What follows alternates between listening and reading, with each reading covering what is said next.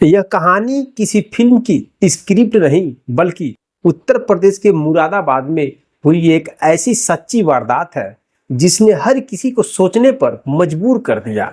एक पत्नी, उसका प्रेमी, बहन और एक दोस्त, चार लोगों ने मिलकर पति को ऐसा दर्दनाक मौत दी कि पोस्टमार्टम रिपोर्ट पढ़कर डॉक्टर तक सन्न रह गए।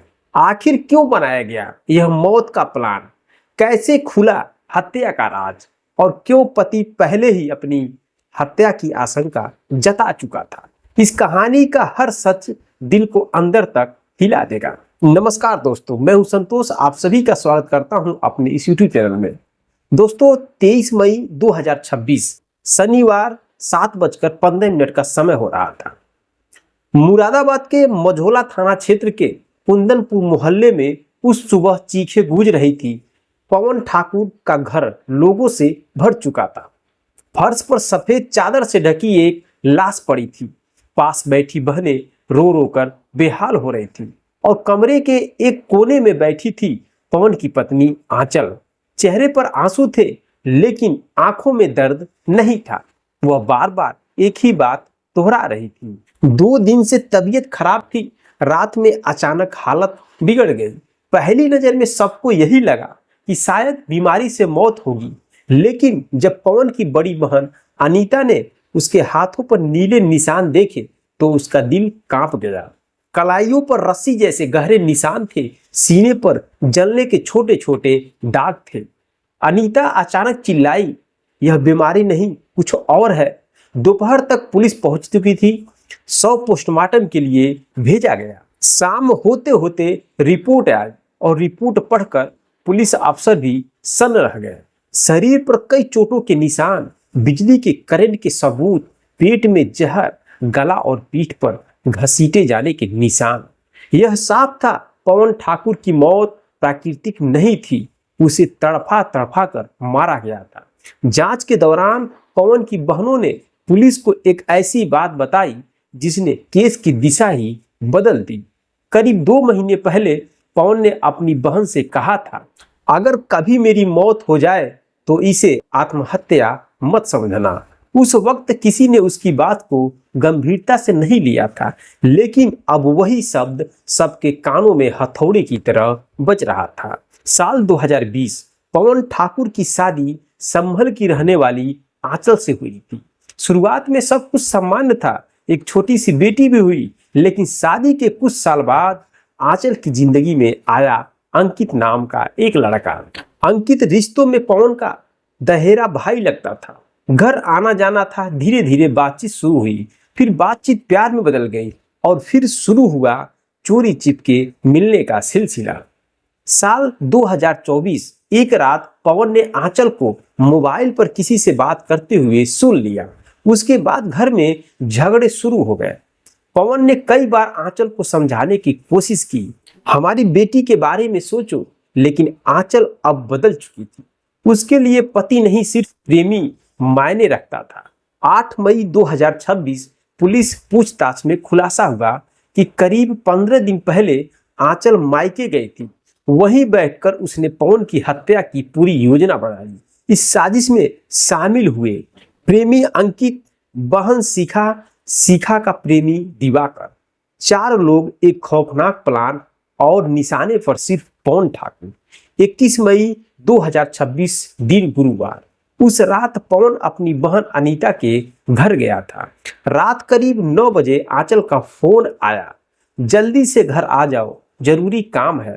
पवन कुछ सोचे बिना घर लौट आया, लेकिन उसे नहीं पता था कि घर के अंदर उसके लिए मौत का इंतजार कर रहे हैं लोग। रात 10 बजे जैसे ही पवन कमरे में दाखिल हुआ, चारों आरोपियों ने उसे पकड़ लिया। उसके हाथ पैर रस्सियों से बांध दिए गए। उसे चरपाई पर कसकर बांधा गया। पवन चीख रहा था, चिल्ला रहा था, आंचल यह क्या कर रही हो? लेकिन उस रात आंचल के अंदर की इंसानियत मर चुकी थी।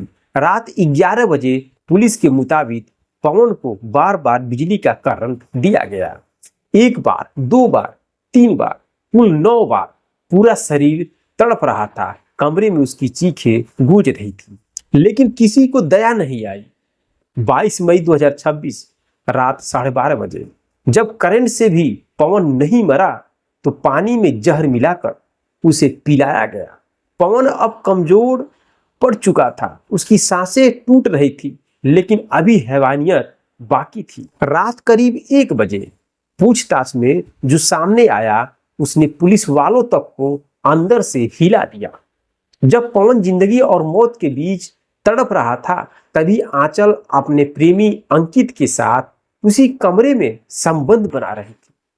पवन सब कुछ देख रहा था, उसकी आंखों से आंसू बह रहे थे, लेकिन शरीर में इतनी ताकत नहीं बची थी कि वह कुछ कर सके। शायद उसे उस पल मौत से ज्यादा दर्द विश्वास टूटने को हो रहा था।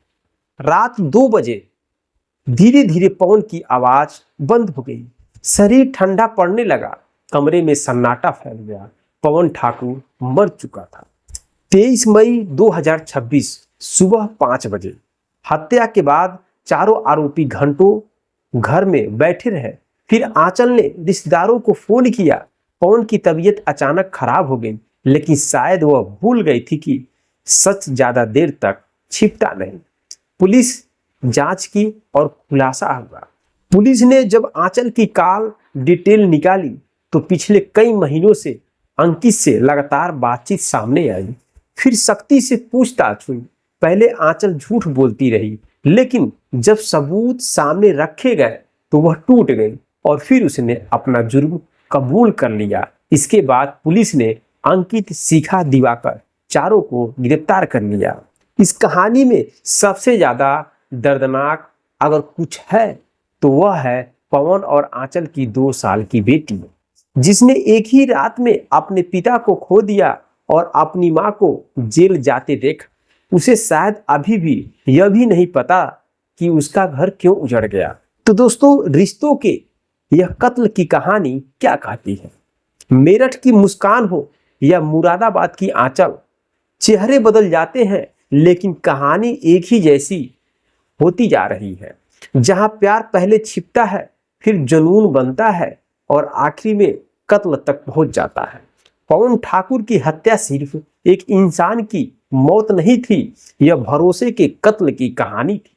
उस भरोसे की जिस पर पति पत्नी का रिश्ता खड़ा होता है, और जब उसी रिश्ते में साजिश जन्म लेने लगे तो घर से ज्यादा खतरनाक जगह कोई नहीं बचता। मेरे दोस्तों, यह रही घटना। यह सारी बातें आपको मैं क्यों बता रहा हूं? क्योंकि आप सुन करके सतर्क और जागरूक हो जाए। जिन पे बहुत ज्यादा भरोसा और विश्वास करते हैं उनसे भी सावधान और सतर्क रहें। न जाने कौन कब किसके साथ क्या कर देगा। दोस्तों, इसकी कोई भी गारंटी नहीं होती है। जहां सबसे अधिक विश्वास होता है वहीं पर विश्वासघात किया जाता है। मेरे दोस्तों, आजकल के रिश्ते बहुत कमजोर हो चुके हैं। लोगों के मन में कब क्या ख्याल किसके बारे में आ जाता है और छोटी सी बात के लिए लोग उसे इस दुनिया से हटाने के लिए प्लान बना देते हैं। बहुत सारी घटना समाज में घट रहा है, आप लोग देख रहे होंगे। तो दोस्तों, मेरा मकसद यही था कि इसको सुनने के बाद आप जागरूक और सतर्क रहें। बाकी आप लोगों की राय क्या है इस कहानी के बारे में, कमेंट बॉक्स में कमेंट जरूर करिएगा। मिलते हैं नेक्स्ट वीडियो में नेक्स्ट घटना के साथ। तब तक के लिए जय हिंद, जय भारत।